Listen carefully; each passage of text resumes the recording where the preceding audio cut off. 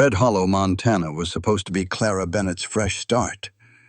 But the moment she stepped off the stagecoach, the whole town stared like she didn't belong. And then, without warning, gunshots ripped through the main street. A bank robbery. A pistol aimed at her chest. Clara froze.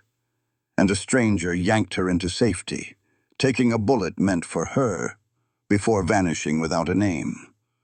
But that's only the beginning. Because the inheritance she traveled 500 miles for is a dying general store buried in debt. And someone starts leaving her unsigned letters in the night, warnings, advice, and help she never asked for. The town says to ignore it, to leave the ghost alone. Yet every clue points to one man, Caleb Rowan, the same stranger with haunted blue eyes who hasn't been truly alive since he lost his wife and child 7 years ago. So the question is, why would a broken man risk everything for a woman he barely knows? And what happens when the past comes back looking for blood? Lesson.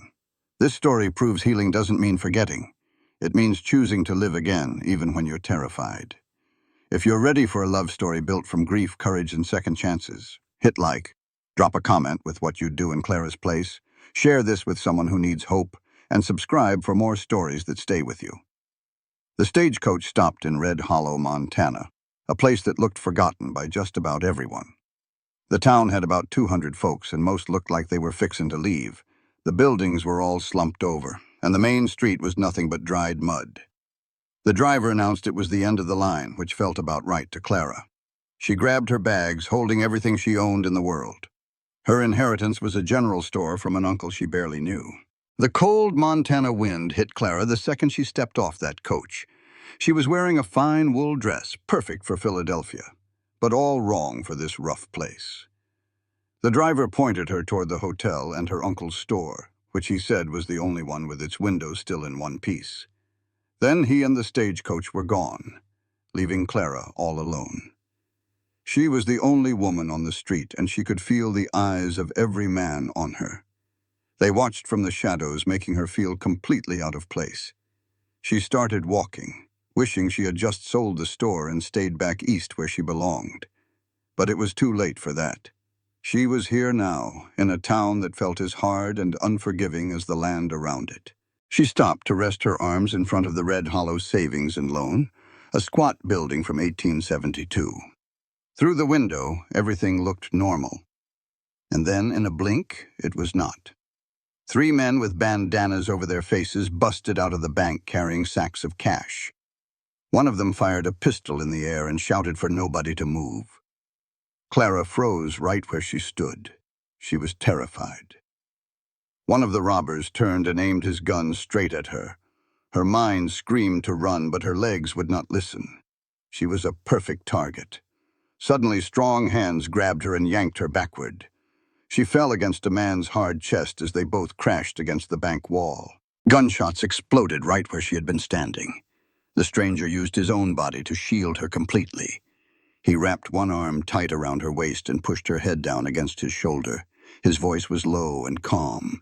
He told her not to move. Clara could feel his heart beating steady against her cheek, as if this was just a normal afternoon for him. The robbers rode off, and the town started coming back to life. This stranger had put himself between her and a bullet. She could feel a slight flinch when a shot tugged at his shirt, but he did not make a sound. He stood like a wall of solid rock between her and certain death. When the shooting stopped, the man gently eased his grip. Clara finally got a good look at him. He was tall and strong, with dark hair and a jawline that looked like it was carved from stone. But his eyes are what she noticed most. They were a deep twilight blue, and they held a sadness she could not quite name. He looked at her with a powerful intensity. "Are you all right, ma'am?" he asked. She could only nod her head, still trying to catch her breath. As he stepped back, Clara saw the blood. A dark red stain was spreading across his shirt, right above his hip. "You have been shot," she said, her voice trembling. "It is just a graze," he lied. But she could see the pain in his face. He put on his hat, hiding his eyes in the shadow. "You saved my life," Clara told him. I do not even know your name." He just looked at her for a long moment, then simply touched the brim of his hat and walked away, disappearing into the chaos of the street. His voice was quiet, sounding like it came from another time. "No need for names, ma'am. Just be more careful. This town ain't Philadelphia." He turned and walked away before she could even ask how he knew where she was from. The only sign he was hurt was a dark stain growing on his shirt. Clara watched him vanish as a small, worried man in a suit rushed over. "Miss Clara Bennett," he panted. "I'm Thaddeus Blackwood. I've been expecting you, though not quite like this. Are you hurt?" "No," Clara said, pointing where the stranger went.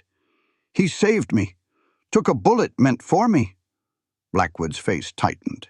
Tall fellow, dark hair, blue eyes.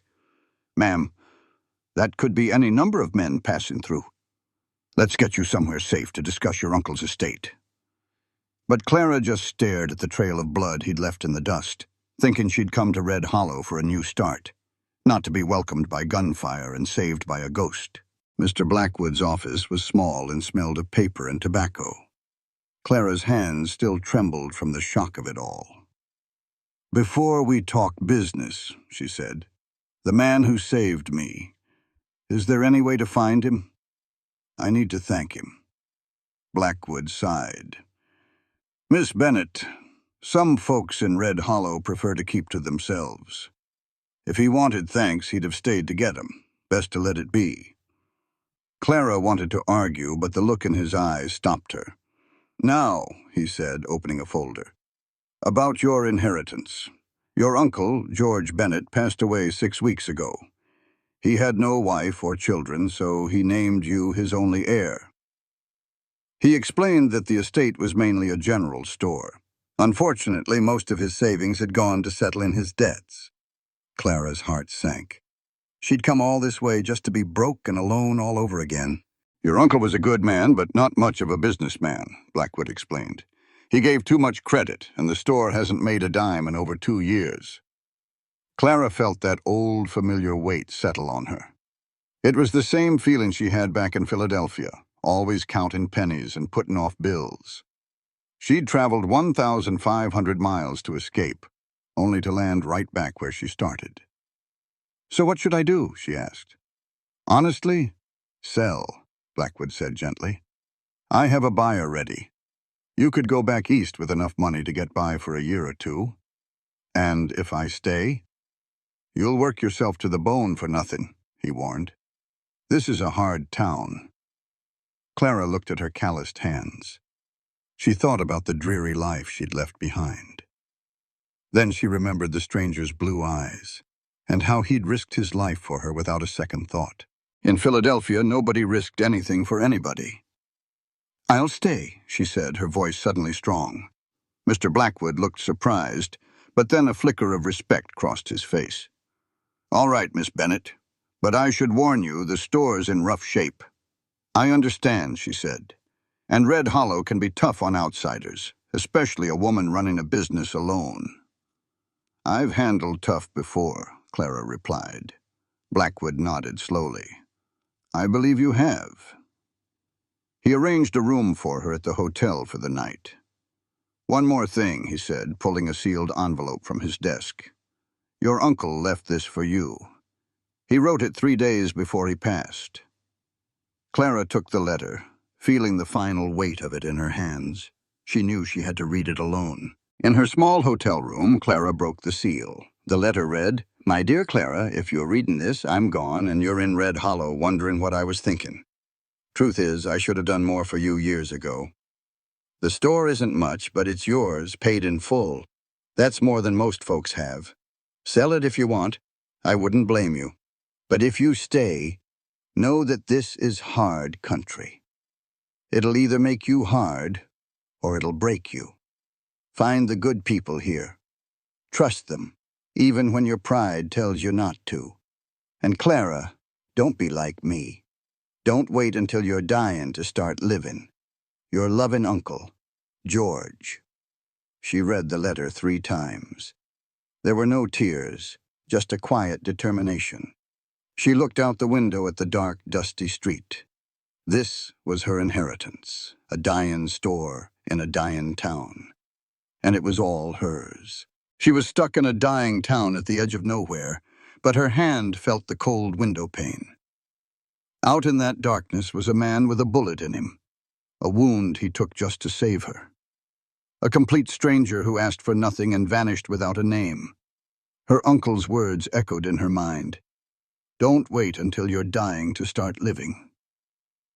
For the first time in 5 long years, Clara felt more than just beaten down. Looking out at the street where a hero's blood had stained the dirt, she finally felt alive. Sleep came in short, sharp bursts.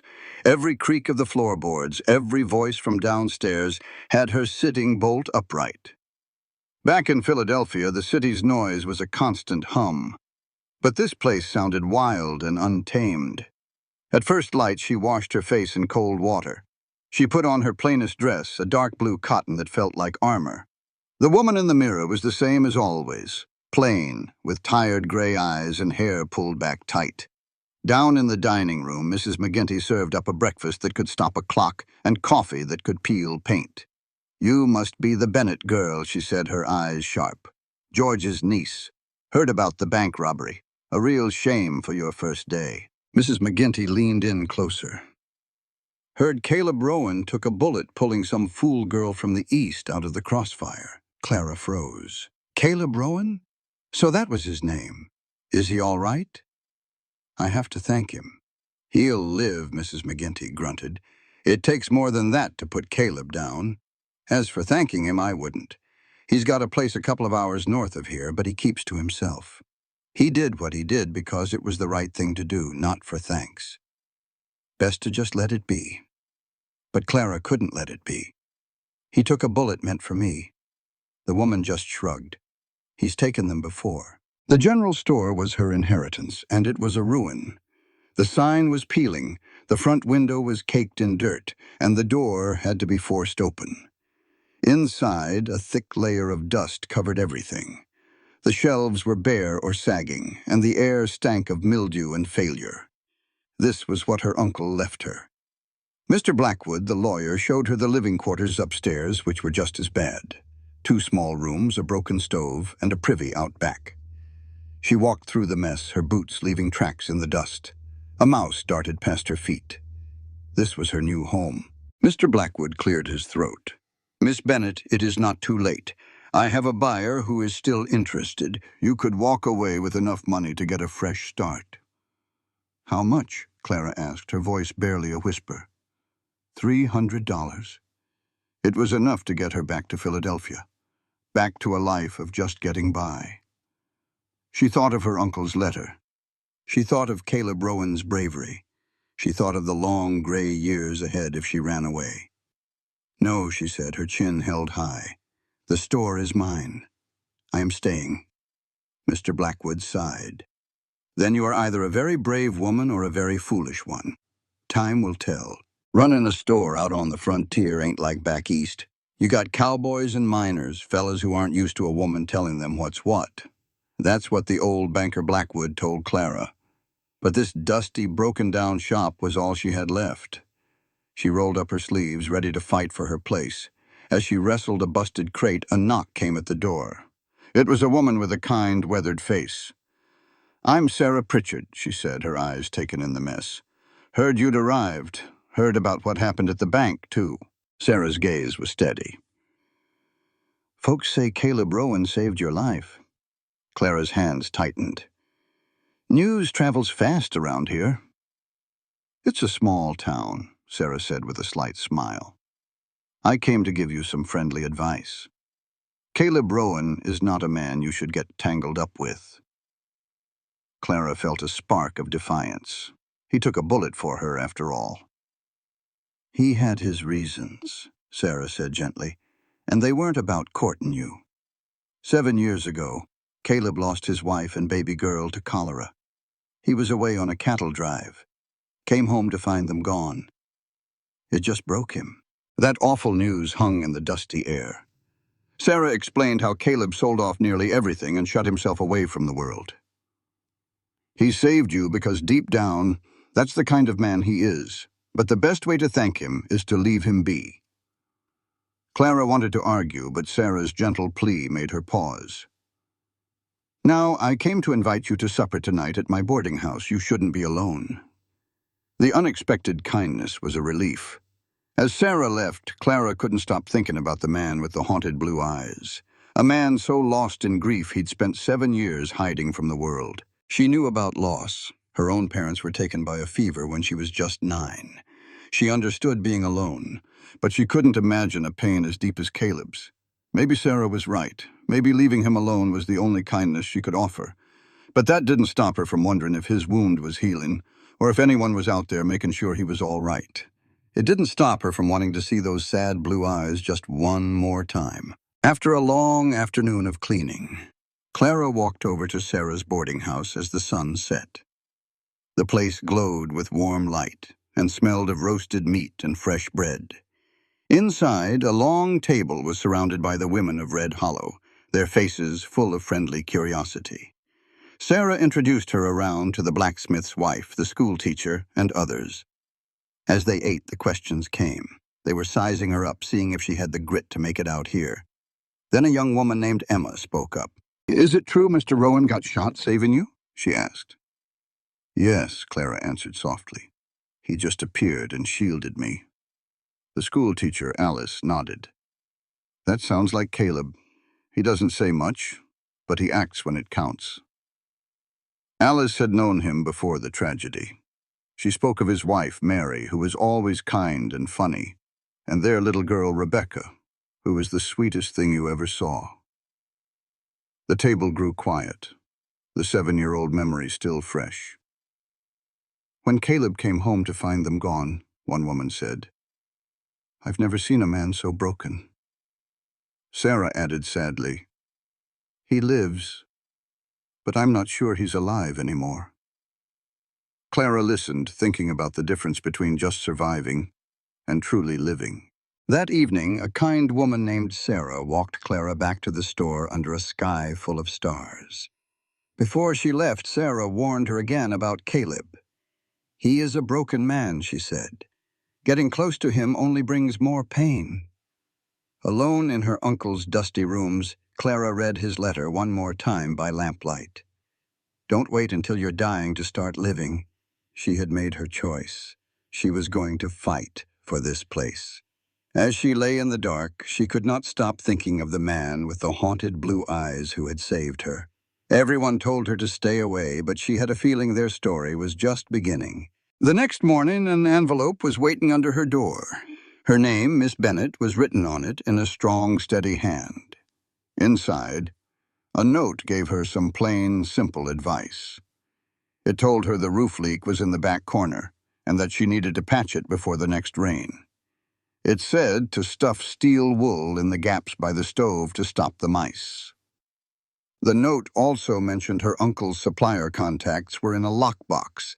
It was unsigned, just silent help from a ghost. Clara's heart pounded. Sarah was wrong about Caleb Rowan. He was just getting started with her. Clara climbed up and patched that roof, her fingers stiff in the wind.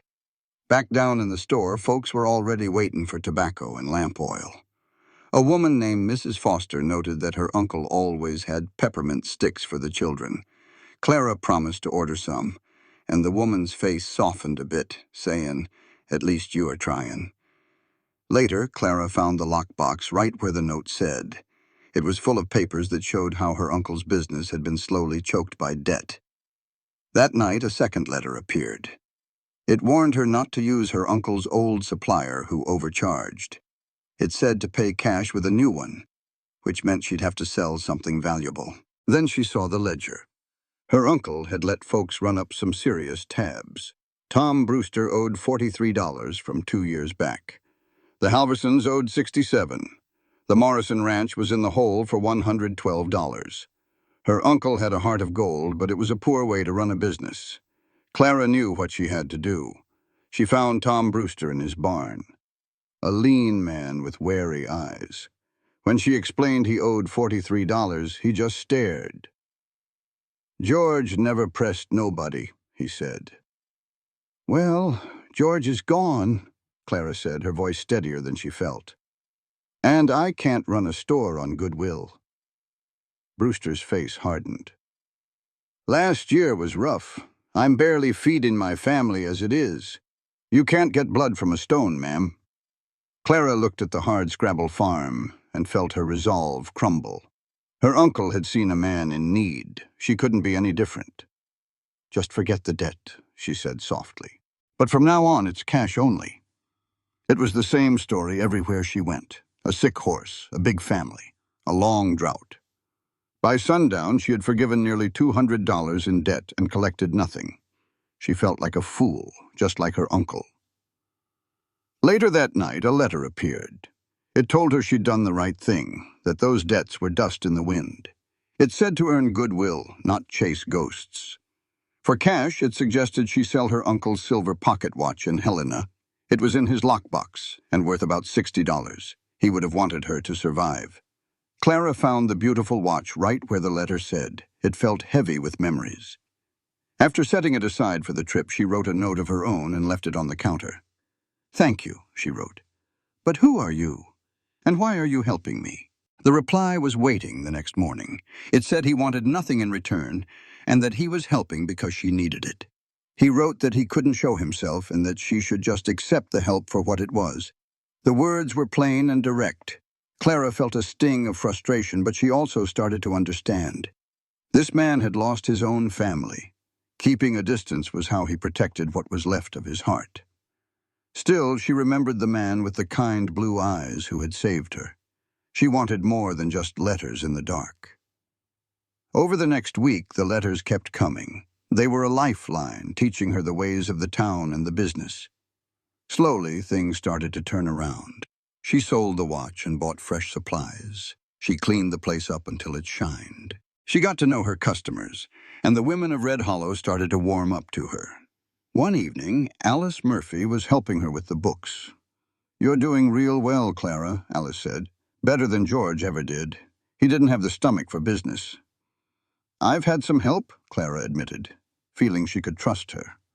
Alice just nodded, a knowing look on her face. "Caleb," Clara's head shot up. "How did you know?" "Who else could it be?" Alice replied. "He used to help George all the time back when Mary was alive. He's still helping, just from the shadows now." Alice's eyes softened. "I see him from a distance sometimes, smoke from his chimney. He's still there. But Clara, listen to me. Don't you go riding out there. Everyone's right to warn you. Caleb doesn't want visitors," Alice continued gently. "I know he's a good man underneath all that heartache. When his wife Mary was alive, his smile could light up a room. But that man is gone, Clara. He died right alongside his family." Clara thought of the careful advice in each letter. "I'm not so sure about that," she whispered. "Don't mistake his help for an open heart," Alice warned. "It's easier for him this way, keeping you at arm's length." But Clara had a different idea. If he was reaching out from the shadows, she would reach back the same way. That night, she left another letter on the counter. "Your advice has been a godsend," she wrote. "The store is finally making a little money. You told me not to ask for more, and I won't. I just want you to know you saved me twice. I hope your wound healed proper. With gratitude, Clara." She stopped herself from writing more, from pushing too hard. She knew if she did, he might just disappear for good. The next letter was longer. He told her not to worry about his wound, that she was building something good. He said her uncle was too kind, but she had a strength he lacked. He warned her to stock up on lamp oil and coffee for the winter, and to get the chimney swept by Tom Brewster. Then came the last line, the one that made her heart race. He said her patch would not hold through the snow, and he would fix it properly. Sure enough, Clara woke one night to the sound of quiet footsteps on her roof. She pulled on her boots and went downstairs, drawn to the man working in the dark. The work stopped, and she heard him climbing down the ladder out back. She opened the door just as his boots hit the dirt. Caleb froze like a deer caught in the open. "Thank you," Clara said softly, "for the roof and for everything." He just stood there in the moonlight, still as a statue. She told him she was not trying to trap him, she just wanted to thank him face to face. Finally, he spoke. his voice rough. "The roof will hold now." Clara said she did not know how to repay him. He told her she did not need to. Just make the store work. That is enough. But the question slipped out before she could stop it. "Is that all you have to give?" "You've got me all wrong, Miss Bennett." His voice was as hard as West Texas ground in a drought. "I am not some romantic notion you cooked up in your head. I am just a man trying to make it to sundown without coming undone. Helping you gives my hands something to do besides remember. Do not make it more than that."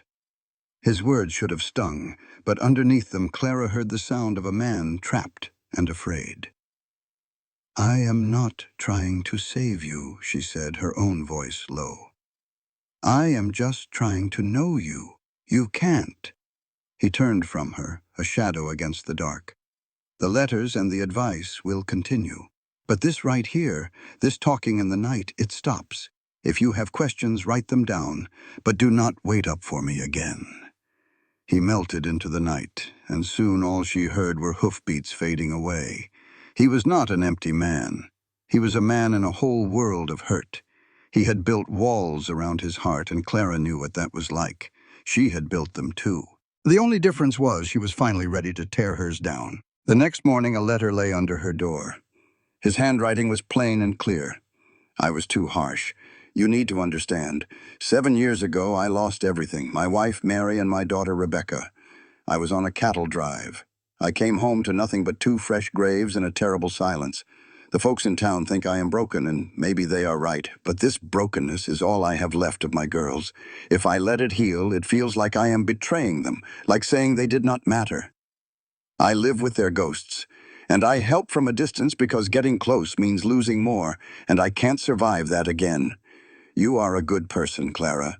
You deserve more than a man who is half gone. Please, take the help I can give, but do not ask for what I do not have." It was the first time he had ever signed his name, Caleb. She read his letter until the words were burned into her mind. Then she wrote back with care.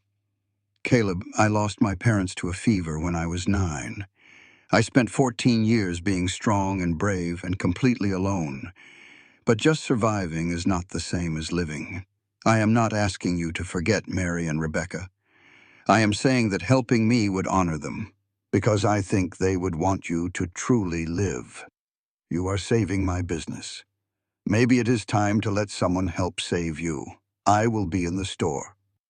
She left the letter on the counter, and the day passed with an agonizing slowness. Hope began to fade. But the next morning she was woken by the sound of a hammer banging downstairs. She rushed down to find Caleb in the daylight, real as you please, mending her warped front door. He did not look up from his work. "This door was swelling," he said, his voice steady. "Come winter, you would have been trapped in here." "Thank you," Clara said softly. When she brought him coffee, their fingers brushed for just a second, but it felt like a jolt of lightning. The whole town watched him work, their whispers spreading like a prairie fire, but Caleb paid them no mind. By noon, the door hung straight and true. "I will be back tomorrow," he said, gathering his tools. "The shutters need replacing." He finally met her eyes, and in them she saw a choice being made. "I am choosing too." After he left, Clara knew something important had changed. He was still a man full of grief, but he was choosing to try. Caleb kept his word. He came every few days, always in the early morning, always finding something that needed fixing. He replaced the shutters, braced the shelves, and built a new counter. They worked in a comfortable quiet that slowly gave way to conversation. "Your uncle was a good man," Caleb said one day, sanding a new plank. "He helped me after Mary died. Brought food out to the ranch for 6 months and never asked for a thing." Caleb's hands went still. He just saw a need and he met it. "Just like you are doing for me," she said. "Maybe," he answered. "Or maybe I'm just trying to pay an old debt." But the look in his eyes told her it was becoming more than that. He was teaching her how to make a life on the frontier, and without a word, she was showing him it was a life still worth living. The profit margins were finally looking up, and Clara knew who to thank. But Caleb just shook his head. "Don't go pinning that on me. You are the one running this place. I just gave you a few pointers." She put down her list. You did a whole lot more than that. I would have been sunk inside a week without you." He looked away, uncomfortable like he always did with praise. "Anyone would have done the same." "But they did not," she said, stepping closer. "Only you. Why?" He was quiet for a long moment. "I told you. I owed your uncle. That is not the whole truth." His jaw tightened. Finally, he spoke, his voice low and rough. "When I saw you on the street that day about to catch a bullet, something just shifted in me. It was the first thing I had felt besides grief in 7 long years. Then I heard you were trying to run this store all alone. I could not just walk away. So you started writing letters. Seemed a sight safer than showing up in person, letting you see me. You see, that felt dangerous, still does." He finally looked at her, and in his eyes she saw fear, but also a deep, aching loneliness. "But the letters were not enough, were they?" "No," Clara admitted. "I wanted to know the real you." "This is the real me," he said, "broken and bitter. You still think you want to know that?" Slowly she reached out and laid her hand over his. He flinched, but did not pull away. "Yes," she whispered. "I think I do." The bell on the door jingled, and the moment was gone. Caleb stepped back into his safe distance. But his letter that night was different. In it, he confessed his fear. He wrote that being with her, helping at the store, made him feel something other than pain, a feeling he had forgotten. He was afraid of it, afraid of her, afraid of losing someone again, but he was even more afraid of not trying. Clara held the letter to her chest. He was offering her his heart, cracked and wounded as it was. The question was if she was brave enough to take it. The next morning she woke with his letter still in her hand. She understood the cost of those words. He was a man standing on a cliff, deciding if he should jump. She knew that feeling well. Every day with Caleb was like walking a tightrope. One wrong move and he would retreat back into his shell. But Clara was tired of being careful. She was tired of them circling each other like two wary animals, both desperate for warmth but terrified of the fire. So when Caleb arrived that morning to work on the shelves, Clara made a choice. She brought him his coffee, but this time she did not leave. She leaned against the door frame, watching him.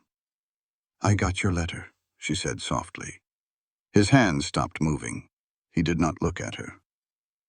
"Figured you would." "You said you are afraid," she continued, her own heart pounding. "Well, I am afraid too. I have been alone for so long, Caleb.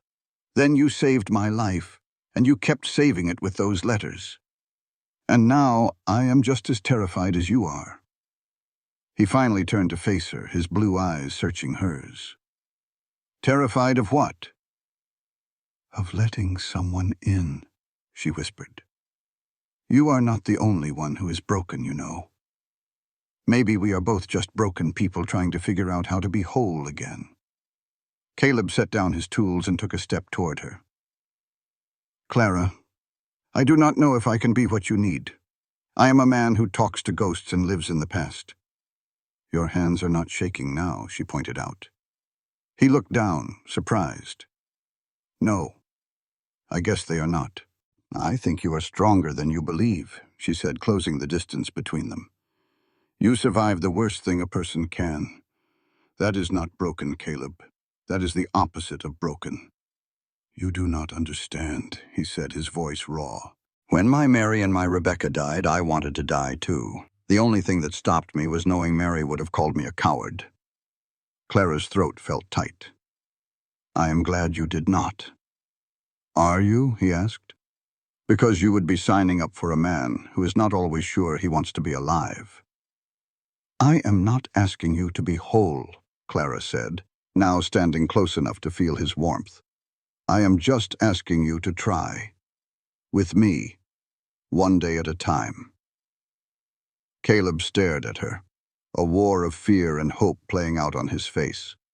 Finally, he lifted his hand and his fingertips brushed her cheek, light as a feather. "I am going to disappoint you."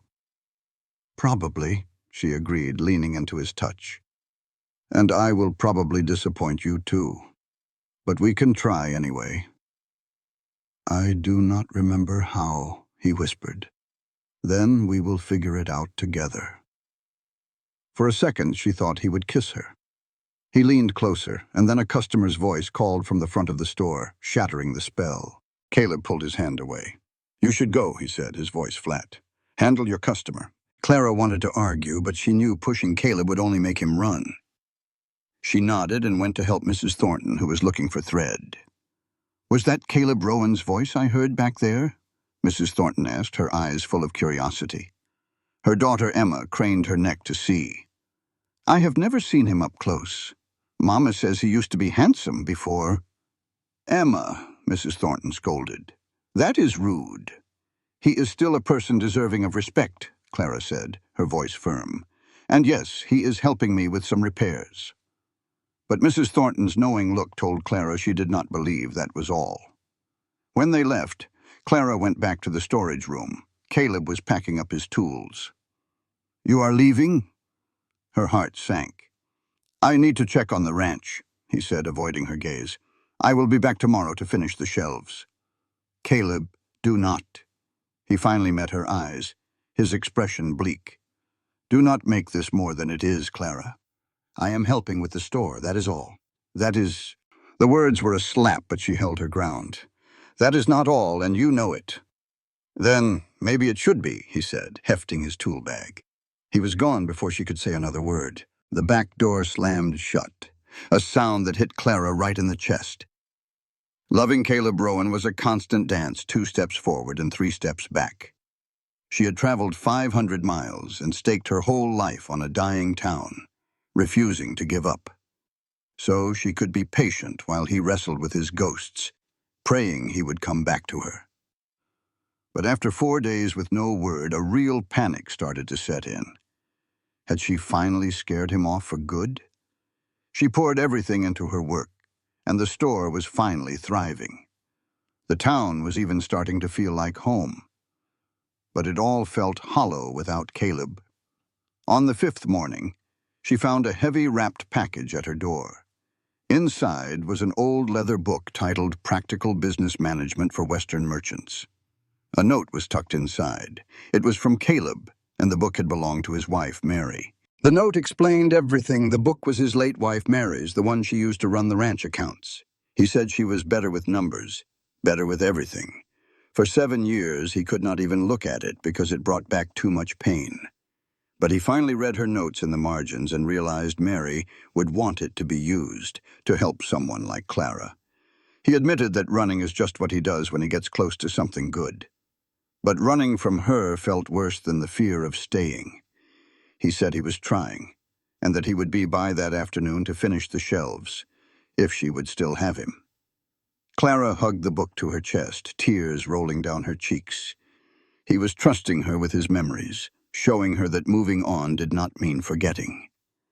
She spent the morning reading Mary's neat handwriting, feeling a strange connection to the woman she would never know. When Caleb showed up that afternoon, Clara was ready.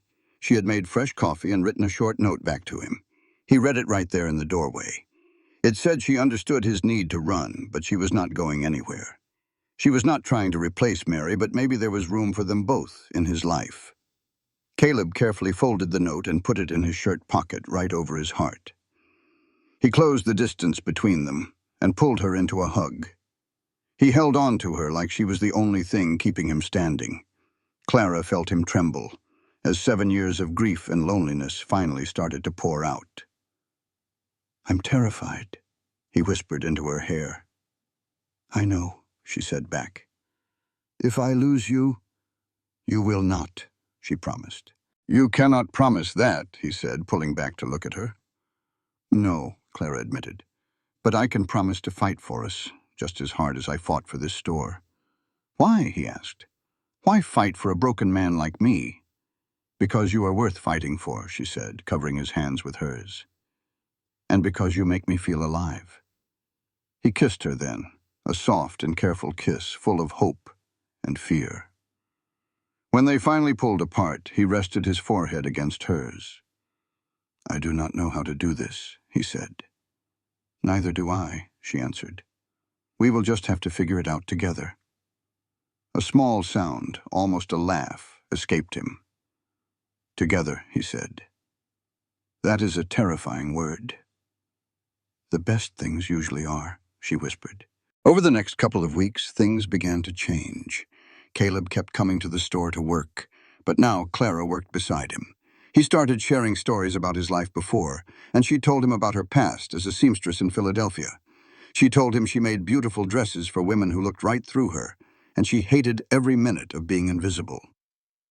Caleb watched her for a long moment. "You are not invisible now," he said, his voice low. "You are the most visible person in Red Hollow." "They talk about you too," she said gently. "About how you finally came down from your mountain to help me." He got quiet, and she knew the town gossip bothered him. "Does it make you want to run?" she asked. He looked at her, and she saw wonder in his eyes. "It used to," he said. "But now I reckon staying with you is worth the trouble." "Clara, I have been thinking. For 7 years, I believed my heart only had so much room. I thought loving someone new meant pushing out what I had with Mary. But maybe a heart just gets bigger. I am not ready for everything. Some days the grief is as fresh as if I lost Mary and Rebecca just yesterday. But I want to try with you. I want to be more than just a man who lost his family." "You scare me, Clara Bennett. Caring for you feels like asking for trouble. But not caring for you scares me a whole lot more. So I am here, terrified but trying. I am willing to find out what is next if you are. Yours, Caleb." She read it 3 times through her tears. He had signed it yours. It was a promise. She wrote back right away. "Caleb, yes. I am scared too, but I will be scared with you. I will take the bad days with the good. You are not alone in this anymore. When the grief comes, I am here. Yours too, Clara." The next morning, Caleb showed up with the coffee, a switch that made Clara smile. They drank it together in the storage room. "I've been thinking," Caleb finally said. "The store needs a better sign. I know it is on the list for when I have the money. I can make one at the ranch." He was planning to come back. He was planning on a future. "I would like that," she said. He then pulled a small cloth-wrapped object from his pocket. "This was for Christmas, but I might lose my nerve by then." Clara unwrapped it and found an old, worn iron key. "It is to the ranch," Caleb said, his voice thick. "In case you ever need a place to go. Or if I go missing for a few days, you can come check on me." The gift was enormous. It was more than a key. It was trust. It was him letting her into the world he had hidden in for 7 years. "Thank you," Clara whispered, her hand closing around it. "I will take care of it, and take care of you. I do not need—" "Yes, you do." She held his hand. "Everyone needs someone, Caleb." He looked at their joined hands. "This still feels like I am waiting for something awful to happen. Maybe it won't. Maybe we will just be happy. I do not remember what that feels like." "Then we will learn together," she said, squeezing his hand. "One day at a time." He pulled her into a hug, and she felt his fear. But he was there, choosing them. That was enough. 3 days later, the key felt heavy in Clara's pocket. Caleb had not come to the store. No letter. She knew he was having one of his bad days. So Clara closed the store early, put a note on the door, and borrowed Sarah Pritchard's mare. She rode north toward Eagle Ridge. The wind was cold, and she wondered if she was making a mistake. But the thought of Caleb facing his grief all alone kept her going. The ranch was just a small log house and a weathered barn. Smoke curled from the chimney, but no one came out as she tied up the mare. Clara took a deep breath, walked onto the porch, and knocked. Nothing. She knocked again, louder. "Caleb, it is Clara. I am coming in." Using the key, she pushed the door open. The room was dark, lit only by the fireplace. Caleb sat with his back to her, a bottle of whiskey on the table. He was holding a piece of paper. He did not turn around. Clara walked toward him slowly. The paper in his hands was worn nearly see-through. His shoulders were shaking. "Caleb," she said softly. "You should not be here," he said, his voice wrecked. "This is one of them bad days. You need to go." "I'm not going anywhere." She moved around the table and saw his face. His eyes were red and looked 100 years old. "What happened?" "Nothing happened. That is the problem." He set the letter down gently. "I woke up this morning and could not remember Rebecca's laugh. I tried for an hour. It is just gone. If I'm forgetting her laugh, what else am I losing?" Clara's heart ached. She sat in the chair beside him. "Tell me about her. About Rebecca. What is the point? Talking about her will not bring her back." "No," Clara said, taking his hand. "But it might help you remember." He stared at their hands for a long time. Then, his voice shaky, he started to talk. "She was 2 years old, had Mary's blonde hair and my eyes. She loved horses." His voice cracked. "She called me Papa. Her laugh, it sounded like bells, clear and full of joy. She sounds beautiful." "She was perfect," Caleb whispered, his grip tightening on Clara's hand. "And when she got that fever, I was 300 miles away on a cattle drive. Mary's letter said it was just a cold. By the time I got them, they were both gone. That is not your fault." He finally looked at her, and the pain in his eyes was almost too much to bear. "Is it? Clara, I blame myself. I chose that long cattle drive, putting money ahead of my family. If I'd stayed home, I might have fetched the doctor in time to save them." Clara shook her head. "Or you would have died with them. Sickness like that don't care about a man's good intentions. It just kills, Caleb. You being here wouldn't have changed the outcome." "You can't know that for sure," he argued. "And neither can you," she replied gently. "But I know that punishing yourself for 7 long years won't bring Mary and Rebecca back. It only steals more of your life away." He let out a bitter laugh. "Everyone says Mary wouldn't want me to suffer. But Mary ain't here to say what she wants, is she?" "No, she is not. But you are, Caleb. You have a choice. You can keep on drowning in what was, or you can start living again. And loving again is not a betrayal. It is the only way to truly honor them." "But the pain is all I have left," he whispered, afraid to let it go. "That is just not true. You have the memories. You have the love. That is what honors them, not the pain." He pulled away and walked to the fireplace, his back to her. "The letter I was reading," he finally said. "Mary wrote it 3 weeks before she passed. She was expecting again. She wrote all about our future, the children we'd raise, and us growing old right here on this ranch. She died happy, Clara, believing all those dreams were going to come true." Clara's voice was soft. "She died loved, Caleb. She died knowing her husband and daughter were safe and sound. In her last moments, she had the love you built together. That counts for something." When he turned, tears were finally streaming down his face. "I just don't know how to let go." "Then don't," Clara said, closing the distance between them and wrapping her arms around him. "Don't let go. Just make some room. Room for the grief and the memories, and for me. For us." Caleb finally broke. 7 years of silent sorrow pouring out in great, shuddering sobs. Clara just held him tight, letting the storm pass. When he could finally speak, he wiped his face. "I'm sorry you had to see that. Where else would I be?" she asked, cupping his face. "This is what it means to be together.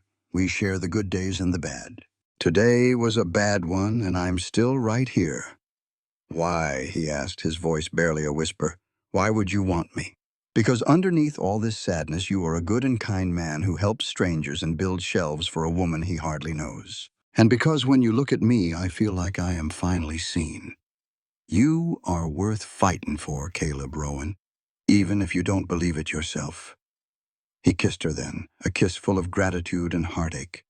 Clara kissed him back, pouring all her strength into it, silently promising she would not let him drown. "Stay," he pleaded, "just for tonight." "I will stay," she whispered back. The next day he showed her the ranch, ending at the small cemetery on a hill. Two simple wooden crosses marked the graves of Mary and Rebecca. Clara stood there for a moment, paying her respects. "I come up here every morning," Caleb said from behind her. "I tell 'em about my day. I tell 'em about you." "You told them about me?" he heard her ask. "Had to. You are the biggest thing that's happened to me in 7 years. I told Mary that you are stubborn and brave, but you make terrible coffee. I told Rebecca she would have liked your kind eyes. I like to think they are glad I am not so alone anymore." "I think they are too," Clara said, taking his hand. "They want you to be happy. I'm not sure I remember how. Then we will figure it out together." That evening, back at the quiet house, Clara made a suggestion. "You could stay in town sometimes, above the store. It would be good for you not to be so alone." "Are you asking me to move in with you, Clara?" "I am asking you to be part of my life, not just someone who fixes things at the store." "I want more than that, Caleb. This place, it is just too full of memories. It is too quiet here and too loud in town." "Then we will make it work," Clara said firmly. "But I need you to meet me halfway. I cannot be the only one reaching out." He pulled her into his arms, holding her close. "You are right. I have been so lost in my own sorrow I have not once thought about what you need. I have just been taking your kindness and your patience and given nothing back." "I want you," Clara said. "All of you. But I need a partner, not a project. Someone who is willing to try as hard as I am." "Then that is what I will be," he vowed, kissing her softly. "Starting right now. You came all this way for me. You held me while I fell to pieces. That is more than just trying, Clara. That is love." "Is it?" she asked, her breath catching. "Yeah," he whispered. "It is. And it scares me to death, but I am so grateful for it. Grateful for you." They stood there for a long while as the sun went down. A new understanding settled between them. That night she slept in his bed while he took a blanket on the floor. It was a start. The next morning they rode back to town together, side by side. Caleb didn't just disappear after that. He started showing up, becoming a quiet fixture in town again. The folks in Red Hollow surely did whisper, but Caleb just kept coming around, helping Clara at her store. One afternoon, her friend Alice Murphy pulled her aside. "There is a harvest social coming up," she said with a knowing look. "Y'all should go." Clara glanced over at Caleb, thinking of how he shied away from any kind of crowd. "I do not think that is such a good idea." Alice just smiled kindly. "Maybe it is exactly what that man needs." Later on, over a quiet supper, Clara carefully brought up the idea of the town social. "A social," Caleb repeated, the word sounding strange on his tongue. "With music and all." Before Clara could take it back, he looked her square in the eye. "We ought to go." He told her she had done more than her part, and it was time he stopped hiding out. After 7 long years, it was time he stood by her side in public. On the night of the party, fiddle music spilled out from the town hall. Clara put on her finest green dress, her heart just hammering in her chest. Caleb arrived looking like a man walking to his own hanging, but when he offered her his arm, his hand was firm. "Are you ready?" he asked. She just shook her head. "Not one little bit." A small smile touched his lips. "Well, let's go anyway." Every single head in that hall turned the moment they walked through the door. The talk quieted down to a low hum, and Clara felt Caleb tense up beside her. She gave his hand a gentle squeeze. He took a deep breath and stood up a little straighter. After a moment, people started coming by to say hello, one by one, easing the heavy silence. Then the band struck up a waltz. Clara was watching the dancers with a bit of longing when Caleb suddenly stood. "Dance with me," he said, holding out a hand that trembled just a little. "Now, I have not done this since Mary passed, so I will likely step all over your feet." Clara took his hand without a second thought. He was clumsy, just as he'd warned, but he was trying, and that was everything. As he led her across the floor, she whispered, "I cannot believe you are doing this." Caleb held her just a little tighter. "Me neither." "Are you trying to tell me you love me, Caleb Rowan?" He nearly stumbled right there on the dance floor. "Yeah," he said, steadying himself. "I reckon I am. I love you, Clara Bennett. I love your stubborn heart, and that you do not care that I am a broken man." Tears welled in her eyes. "I love you too. I love that you help folks even when it hurts you." They held each other close, lost in their own world. This was the moment Caleb chose to step back into the light. He held her tight and whispered, "Thank you for not giving up on me." She whispered back, "Never." They left early, but everyone in Red Hollow had seen them. Walking home, his hand in hers, she knew the hardest part was over. But they would face whatever came next together. 3 days later, a bad winter storm hit Red Hollow, blanketing everything in snow. Downstairs, a letter from Caleb was waiting. His notes were warmer these days. This one said the roads were bad, but a day without seeing her felt wrong. He was bringing firewood since her pile was getting low. Clara held the letter to her heart. Just 4 months ago, she was all alone in Philadelphia. Now, this good man was riding through a snowstorm for her. Caleb showed up before noon, covered in snow and hauling firewood. "You should not have come in this weather," she said, pouring him a cup of coffee. "I had to," Caleb said, warming his hands on the mug. "If I did not come now, it might be a week." He looked at her. "Yeah, that would bother me." As they worked that morning, she could tell something was eating at him. Finally, she brought him more coffee and asked, "What is it, Caleb? Talk to me." He put down his hammer. "It is December 9th, he said, his voice raw. "It is Rebecca's birthday. She would have been 9. He struggled for a moment. "My first thought this morning was about you.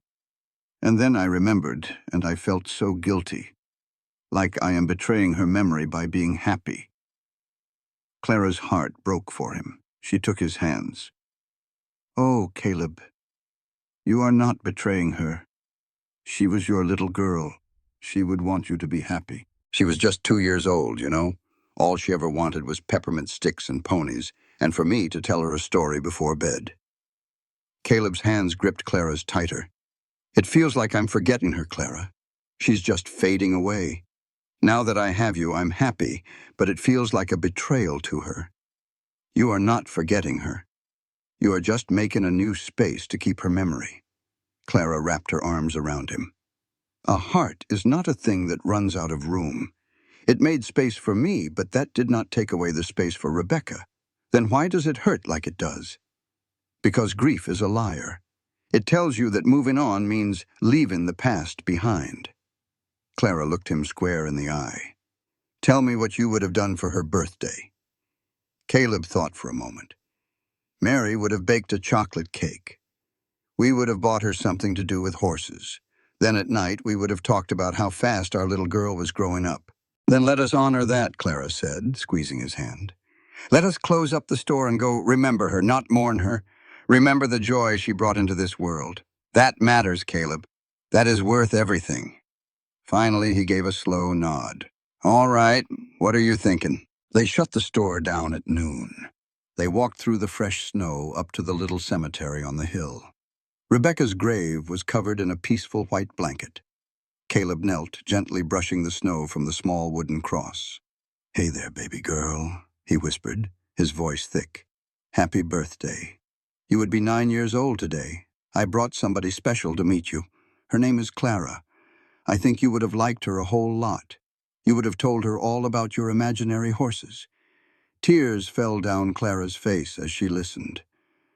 "I am trying to be happy again," Caleb went on. "It feels wrong sometimes, like I am leaving you and your mama behind. But Clara says that is not true. She says there is room for the grief and the love, for the memories and the future. And I am choosing to believe her." He stood and took Clara's hand, pulling her closer.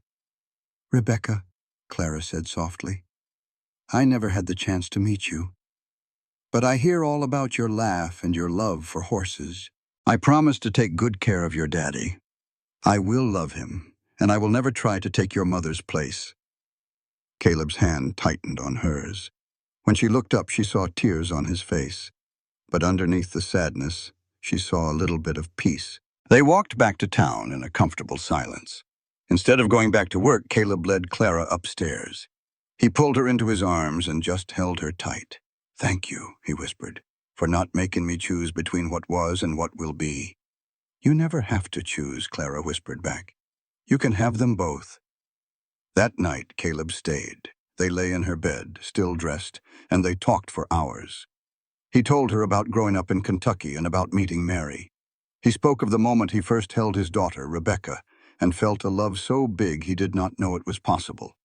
Clara told him about losing her own parents, about the loneliness she always carried with her, and how her uncle's store felt like her only chance. She told him about the quiet desperation that had been her whole life. "I am so glad you came," Caleb said, stroking her hair in the dark. "I am glad you were too stubborn to let me push you away. I reckon you saved me." "I came here with nothing and found everything," she whispered. When Clara woke up at dawn, Caleb was watching her. "Morning," he said, tracing her cheek. "I ought to get going. Folks will start talking if they see my horse here. Let them talk. I do not care anymore." "Are you sure about that?" "Once we do this, there is no going back. Everyone will know. Caleb Rowan, everyone in this town already knows. The only folks pretending otherwise are us." A real wide smile spread across his face. "You are right, as always. So stay," she said. "Have breakfast with me. Let this whole town see you are here for good." "I am staying," Caleb said, the words sounding right. "Yeah, I am staying." Over the next weeks, Caleb and Clara became a natural part of Red Hollow. But not everyone was happy about it. One afternoon, 3 rough-looking men rode up to the store. The leader, a man with a long scar through his eyebrow, got off his horse. "Is this Bennett's General Goods?" he asked, his voice like gravel. "It is," Clara said, holding her broom tight. "My name is Jack Carver. Me and my brothers here are looking for ranch work. We heard your man, Caleb Rowan, was around. We thought he might know who is hiring." A bad feeling settled in Clara's stomach. "I can ask him," she said carefully. "You do that?" Carver said with a smile that did not touch his eyes. "We will be at the saloon." "And ma'am?" "Tell him Jack Carver is back in Montana." They rode off, leaving Clara feeling sick. She found Caleb in the back and told him who had come to call. All the color drained from Caleb's face. "Jack Carver," he said, his voice low. "I know him. We rode together on the cattle drives, back before everything happened. That man was nothing but trouble, plain and simple. Last I heard, he was locked up for stealing cattle. Now he's in our saloon, asking about work like butter wouldn't melt in his mouth. Seeing him here is like seeing a ghost, a real bad one. Because Jack Carver ain't looking for an honest day's pay, he's looking for me. You remember that bank robbery back in October? 3 fellas, $5,000 gone, and a clerk who never went home to his family. Well, I reckon Jack Carver was one of them men. And I think he knows I saw his face that day. If he even suspects I can identify him, he'll try to silence me for good. And that's a promise. We can't go to the sheriff with just a hunch. It ain't enough to get him arrested, but it's more than enough to get us killed." Caleb wanted me to hide out at Sarah Pritchard's boarding house, somewhere safe with folks around. But I told him no. I didn't fight tooth and nail to build this life just to run when trouble came knocking. I'm staying right here. We face this thing together. Caleb grabbed my hands, his eyes filled with worry. "Clara, this ain't some difficult customer. This is a killer. He said if it came down to a choice between keeping quiet and keeping me safe, he'd choose me every single time, even if it meant a fight. I told him, then we'll face it together. For 3 long days, things were quiet. Too quiet. Jack and his brothers just sat in that saloon, drinking and watching, waiting. On the 4th day, as I was closing up the store, Jack Carver walked in all by himself. My hand went straight for the pistol Caleb had hidden under the counter. He gave me a smile that was all teeth and no warmth. Said he wasn't there for supplies, he was there about Caleb Rowan. He leaned on my counter, his eyes as cold as a snake's. He said a man with a good memory could be a real problem, but a man who cares about a pretty lady, well, that man could be convinced to forget things. He was threatening me, plain and simple. He wanted me to make Caleb keep his mouth shut about anything he might have seen. "You have 3 days to convince him," Carver said. "After that, it would be a real shame if this pretty little store of yours was to burn down, with you inside." The moment he left, my legs gave out from under me. When Caleb found me, I told him everything. The gentleman I knew was gone in an instant, replaced by someone cold and hard. "He threatened you," he said quietly. "In your own store." "That settles it. We are going to the sheriff right now. We found Sheriff McKenna at his house. He was a tough old lawman who knew the Carver name all too well." McKenna listened to our whole story. "Jack Carver is wanted in 3 territories," he said, pulling on his gun belt. "If he's here, we need to act fast. He told me to pack a bag and go to the boarding house with a deputy posted outside for safety." I wanted to argue, but the look in Caleb's eyes stopped me. I agreed, but only if Caleb came with me. We hurried back to the store in the dark, Caleb watching every shadow. I was packing my bag, grabbing the few things that made up my life, when gunfire exploded in the street. The front window shattered, sending glass flying everywhere. Caleb tackled me to the floor. "Stay down," he yelled. The fight had found us before we could even run. As Clara screamed, Caleb threw himself over her. "Carver saw us go to the sheriff," he growled. "We survived this." He pulled his pistol. "Stay behind the counter." Outside, 3 men surrounded the store. "Last chance, Rowan," Jack Carver yelled. "Leave the girl and ride out." "Not happening," Caleb yelled back. "Then you both die." Bullets tore through the walls. Caleb fired back, steady and calm, but they were outnumbered. Just then, more gunshots came from down the street. It was Sheriff McKenna. "Drop your weapons, you are surrounded." After a few chaotic moments, it all went quiet. Caleb checked the door. "It is over," he said, his voice shaky. "McKenna got them." Clara looked out the window and saw Jack Carver and his brothers in handcuffs. The deputies were cuffing Carver and his brother. McKenna holstered his pistol and called out, asking if everyone was all right. Inside, Clara stared at her ruined store, the windows blown out and walls full of holes.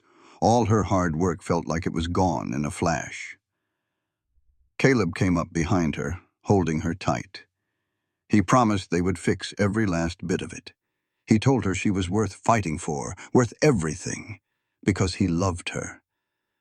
As they stood there in the wreckage, he looked her square in the eye. "Marry me," he said, his voice steady. Clara just stared at him, completely stunned. "What?" "Marry me," he said again, louder this time.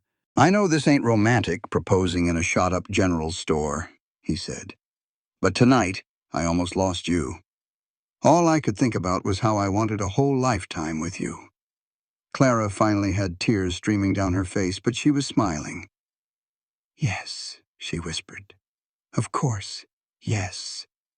Caleb kissed her, a deep kiss full of promises for the future, while the lawmen led away the men who tried to tear them apart. She knew then that this was what she had always been looking for, a love that was worth the fight. They spent the night at Sarah Pritchard's boarding house, too keyed up to sleep. Caleb sat in a chair by the bed, his pistol close by. "Every time I shut my eyes," he said, "I see you on that floor with bullets flying." Clara sat up and took his face in her hands. "You already asked me to marry you, Caleb Rowan, and I said yes. Did you mean it?" "Every word," he answered. "Then you can stop trying to protect me by leaving," she told him. "The only way you protect me is by staying. We face whatever is coming together." He finally gave in, kissing her softly. "You are right," he said. "You are always right." A small, real laugh escaped him. "Deal." The next morning, the store looked even worse. Despair started creeping in on Clara. She had no savings for these kinds of repairs. Caleb just wrapped an arm around her. "We will make it work," he said. "I have some money saved, and I can do the work myself." An hour later, Sarah Pritchard arrived with breakfast and an offer. "The women of Red Hollow want to help," she said. "We are organizing a work party. Folks will donate lumber and fabric, and everyone is volunteering to help clean and rebuild. You are one of us now, Clara. We take care of our own." For the next 2 weeks, the whole town of Red Hollow came together. Men arrived with tools and lumber, while women brought food and cleaning supplies. Caleb worked from sunup to sundown, slowly finding his place back in the community he had left behind years ago. One afternoon, Sheriff McKenna stopped by with news. Jack Carver and his brothers confessed to everything. They will hang for it. You should be safe now. After the sheriff left, Clara leaned into Caleb's arms. He told her he was done running. "This is my home now," he said, pulling her close. "You are my home." By Christmas, the whole town had helped make the store better than new. Standing in the doorway on Christmas Eve, Clara whispered, "It is beautiful." Caleb came up behind her. "Like us," he said. "Broken, but stronger where it counts." They were married on New Year's Day, with nearly all of Red Hollow there to see it. It was a simple ceremony, but when Caleb put that gold ring on her finger, she felt the weight of all they had been through. Everything had led them to this moment. "I love you," he whispered, his voice thick with feeling. "My brave, stubborn wife." "I love you too," she answered. "My broken, beautiful husband." The party afterward was loud, joyful, and just about perfect. A true Texas celebration for the start of their new life. There they were, dancing close, and neither one could quite believe they deserved this much happiness. Clara rested her head on his shoulder. "Did you ever reckon it would turn out like this? Back when you saved me?" Caleb held her a little tighter. "No, ma'am. I figured I'd save you and head right back to my ranch. Thought I was done with happiness for good, but you were just too stubborn to let me go." She smiled. "Sorry about that." "Don't you be," he said. "It was the best thing that ever happened to me." Their wedding night was spent right above the store, the same place their whole story truly began. As they went upstairs, he asked, "You nervous?" "Terrified," she admitted. "But happy, too." He held her face in his hands. "That's perfect. That's just being human." Later, as they lay together, Caleb's voice was quiet in the dark. "I need to tell you something about Mary." Clara held her breath. "I'll always love her," he said. "Losing her about broke me. But what I have with you, it ain't less.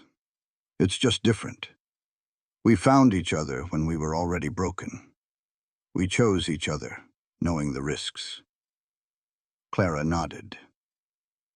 "And that makes it stronger. We're choosing this, knowing what it could cost," she whispered. He looked at her in the moonlight. "I just needed you to know, Clara. You ain't a replacement. You're a new start." The next morning, they rode out to the ranch. He wanted to introduce her properly to Mary and Rebecca, to make them part of their new life. Standing by the graves, Caleb brought up selling the place. "Don't," Clara said, taking his hand. "This ranch is part of you, Caleb. It's where your roots are. We'll figure out how to manage both, but we ain't selling. I married all of you, past and all." He looked at her, his heart full. "How in the world did I get so lucky?" "We saved each other," Clara said, leaning against him. "That's the real story." They found their rhythm, splitting their time between the ranch and town, 3 days here, 4 days there. Life was good. Then, in April, Clara knew she was pregnant and pure terror gripped her. What if she died like Mary had? Caleb found her crying and understood right away. "I'm pregnant," she whispered, "and I'm scared spitless." He held her tight. "What if I die, Caleb? What if it happens all over again?" He pulled back to look her square in the eye. "Listen to me. It won't. Yes, things can go wrong. But we're gonna do everything right. We'll get the best doctor there is. We are in this together." A woman who built her business from nothing to fight for a new life. And now she and her husband Caleb face their biggest fear, having a child after so much loss. Their story is about choosing hope over heartbreak. It is about believing that a broken heart can love again. We all face fear, but it is how we choose to act that defines us. With Sarah Pritchard and Alice Murphy to help, I will be right there with you, fighting for you. Caleb looked at Clara, his voice shaking. "I am terrified of losing you, of losing another child. But I am also hopeful, hopeful that I get to be a father again. Can we be both scared and hopeful at once?" Clara knew their whole life together was about being both broken and healing, afraid and brave. "Yes," she said, "we can be both." The town of Red Hollow wrapped its arms around them. Sarah Pritchard brought tonics for her stomach, and Alice Murphy brought books. Even old Tom Brewster, who still owed her money, showed up one day with a handmade cradle. As summer turned to fall, Caleb's worry grew with Clara's belly. He rearranged the store so she would not have to reach for anything. "I am pregnant, not dying," Clara told him one evening. "I know," he said, his hands stopping on a crate. "I just cannot lose you, Clara. If being overprotective keeps you safe, then that is what I will be. I need you to trust that I am strong enough for this," she said, softening her words with a kiss. Labor began on a cold November morning. 1 year to the day she first held the key to his ranch. Before the sun was up, the pain had started, and Clara was squeezing Sarah Pritchard's hand, trying to stay quiet. "The doctor is on his way," Sarah said. "Just breathe." Outside, Caleb paced like a trapped animal, his face pale with fear. Alice Murphy finally put her hands on his shoulders. "She is going to be fine, Caleb. Clara is strong." "Mary was strong too," he said, his voice hollow. "And she died." Alice's voice was firm. "Mary had an illness.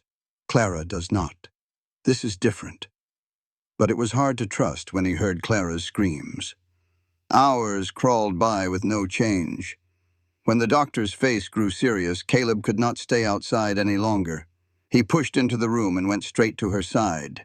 "I am right here," he told her, taking her hand. "Promise me, Caleb," she whispered, exhausted. "If something happens, you take care of the baby." "Nothing is going to happen," he said, his voice thick. "You are going to hold our baby, and we are going to raise this child together." "You are not leaving me, Clara," he said, his voice breaking. "I will not let you." Just then another wave of pain hit, and Clara cried out, her grip on his hand like iron. The doctor moved fast, and then a tiny, angry cry filled the room. "It is a boy," the doctor announced. "A healthy boy." Caleb's eyes never left his wife's face. "Clara, talk to me." "I am okay," she breathed out. "Tired, but okay. Can I see him?" The doctor laid the baby in her arms. He was perfect, with Clara's dark hair and Caleb's blue eyes. "He is beautiful," she whispered. "We made something beautiful." Caleb sat beside her, tracing a finger over the baby's tiny hand. "What should we name him?" Caleb thought for a moment. "George," he said, "after your uncle, the man who brought you to Red Hollow and gave me a chance to find you." Tears filled Clara's eyes. "George Rowan. I love it." And just like that, the three of them were a family. They were built from grief and loneliness, but held together by a stubborn choice to love again. For Caleb, being a father the second time around was both easier and harder. Easier because he remembered the little things. Harder because every milestone with George was a sharp reminder of his daughter, Rebecca, and all that he had lost. But Clara helped him, just as he had helped her. They talked about Rebecca all the time, telling George stories about the big sister he would never meet. They kept her memory alive while they built their new future. "Do you think she would like him?" Caleb asked one night, rocking their son. "I think she would love him," Clara answered from the bed. "And I think she would be proud of you for being brave enough to love again." The years that followed were full and busy. The store became the most successful business in town. They had 2 more children, a daughter named Molly, and another son they named Thomas. Their little apartment above the store got too small, so they built a house on a piece of land between the town and the ranch. George grew up tall and strong with his mother's grit and his father's quiet strength. Caleb taught him to ride on the same trails where he once rode alone with his grief, proving that even after the deepest sorrow, a heart can be full again. On their 10th anniversary, Caleb and Clara rode up to the quiet cemetery on the hill. They stood hand in hand before the stone markers for Mary and Rebecca. Caleb finally spoke, his voice soft. "I still talk to them, you know. Tell them about our kids, the store, everything. Clara leaned against his shoulder. "Do you reckon they mind?" she whispered. "That you found happiness with me?" "Not a bit," Caleb said, his voice sure and steady. "I figure Mary's glad I found a woman who keeps me on my toes. And Rebecca would have loved all the noise and laughter of a full house. They know we haven't forgotten them. And I'm certain they are proud of the life we've built." The folks in Red Hollow spun Caleb and Clara's story into a local legend over the years. They told tales of a brave cowboy and a determined girl building a life from ashes. But Caleb and Clara knew the truth was simpler. Their love story was not about grand gestures. It was about the quiet choice, made every single day, to show up for each other and keep trying. It was about mending what was broken, whether it was a leaky roof or a wounded heart. 23 years later, Clara watched a sunset from their porch. Caleb, now gray but with the same clear blue eyes, came and wrapped his arms around her. "I was just thinking about that first day," she said, "when you saved me at the bank. Did you have any idea what you were starting?" He chuckled. "Not a clue. Then again, that ain't the whole truth. When I saw you standing there, something inside me that had been gone for 7 years woke right up. For the first time in a long while, I felt a real reason to keep on living. That night after the robbery, I couldn't stop thinking about you, running that store all alone." Caleb held her tighter. "I figured I could help from a distance, do some good without getting my heart tangled up in it." Clara smiled into his shoulder. "Well, that plan did not work out." "No, ma'am," he chuckled. "It worked out a whole lot better." From inside their ranch house, they heard the easy laughter of their grown children, home for a visit. She looked up at him. "Do you ever regret it? Letting me in instead of choosing that quiet life you wanted?" "Never," he said, turning her to face him. "Not for 1 second. Clara, you gave me a reason to live, not just survive. You gave me a home," she whispered back. "A family. You saw something in me I couldn't see myself. We saved each other, plain and simple." He kissed her forehead. "Best decision I ever made was getting on that horse to leave you those letters. The second best was stopping the letters and showing my face. And the third? Marrying you without a doubt." Their whole life was built on those secret words written by a man too broken to risk his heart. But he chose to show up for her, again and again, and that presence built a love brighter than any Texas sun. Years down the road, after they were both gone, their children found a wooden box tucked away. Inside were all the letters, the paper yellowed with time, but the words still strong. They finally understood the full story of how their parents found one another. George, a gray-haired man with kids of his own, read the first letter about patching a roof leak. "So practical," his sister Molly said through tears. "That was Papa. He could have just stayed hidden, but he chose to help." The story became a legend in their small town, a testament to choosing hope over fear. It was a simple truth, really. Two people who figured they were too scarred to be loved decided to try anyway. They found healing, not by forgetting the past, but by building a future together. Their love proved it is never too late to start living. And it all began because a cowboy chose to write a letter instead of just riding away. That small choice, that daily decision to show up, changed everything. The letters written in the dark had led them both into a lifetime of light. This content was carefully researched, developed, and manually edited by our team to deliver meaningful stories with valuable life lessons. Every narrative is crafted to entertain, inspire, and empower our audience.